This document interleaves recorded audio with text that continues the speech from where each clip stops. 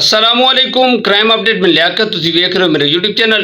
लाहौर थाना बदामी बाग की हदूद दे विच एक बड़ा अफसोसनाक वाक़या है कि दो पुलिस एहलकार उन्होंने शहीद कर दिता गया है। मुलजमान मौके तो फरार हो गए।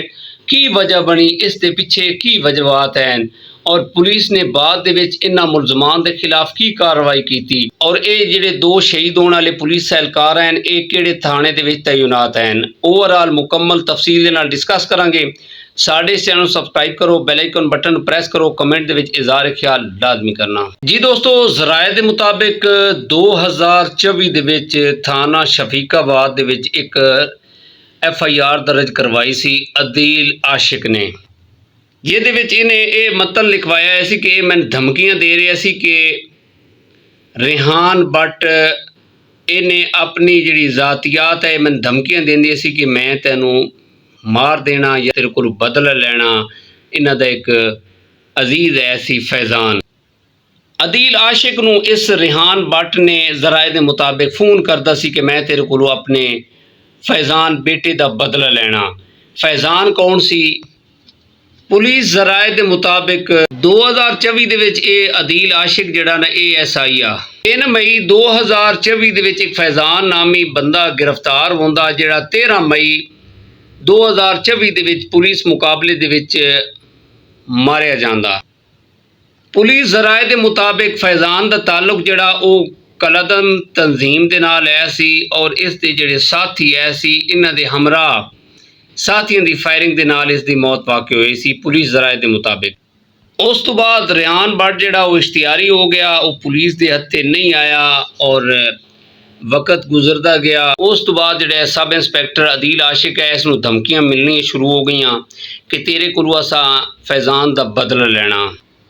ज़राए के मुताबिक सब इंस्पैक्टर अदील आशिक और हैड कांस्टेबल असद जान ये दोनों जिहड़े ने इन्हों पता चलिया कि ये रिहान बट जिहड़ा इस साइड ते है उन्होंने गिरफ्तार करने कारण छापे पहले ऑलरेडी मार रहे सन। उन्होंने ये जिहड़े दोनों एहलकार हैं ये थाना बदामी बाग की हदूद दे विच उन्होंने पता चलिया कि ये जिहड़ा रिहान बट है ये साथी इस एरिए दे विच रूपोश हैं।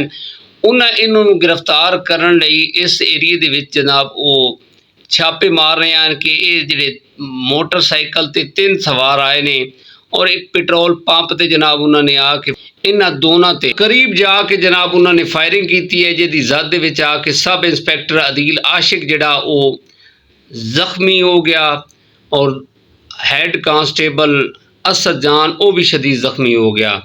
जख्मां दी ताब ना लांदे इन्हां दी उत्थे शहादत वाक़ हो गई। ये दोनों जिहड़े ने मौके ते शहीद हो गए और ये जिहड़े मुलजमान हैं रिहान बट वगैरह ये फरार होने कामयाब हो गए। बाद दे विच 15 ते कॉल हुई, 1122 ते कॉल हुई, देखिया ते इन्हां दी उस टाइम मौत वाक़ हो गई है ऐसी। इस तो बाद पुलिस हरकत आ गई और DIG फैसल कामरान भारी नफरी दे नाल जाए वकूआ ते पहुँचे और पुलिस जगह जगह छापे मार रही है और इन्हां जिहड़े मुलजमान हैं इन्हों गिरफ्तार करके कैफे किरदार तक पहुँचाया जाएगा। ये अफसोसनाक वाक़या लाहौर थाना बदामी बाग की हदूद दे विच होया और ये जिहड़े दो पुलिस एहलकार हैं सब इंस्पैक्टर अदील आशिक और इन्हां दे नाल जिहड़ा हैड कांस्टेबल है सी असद जान ये थाना लारी अड्डा लाहौर दे विच तैनात हैं, ड्यूटी परफॉर्म कर रहे हैं कि उस इस एरिए दे विच इन्हों पता लगा कि ये रूपोश हैं। उन्होंने गिरफ्तार करने कारण उस एरिए दे विच गए हुए सी कि इन्हां मुलजमान ने जनाब मोटरसाइकिल ते आके इन्हों शहीद कर दिता और बाद दे विच ये जिहड़े मुलजमान हैं ये देखे जांदा है CCTV कैमरे दे विच कि ये फरार होने कामयाब हो गए। काफ़ी देर अगे दौड़े ने फिर ये रक्शे ते बैठे ने या किसी मोटरसाइकिलों ते बह के फरार होने कामयाब हो गए ने।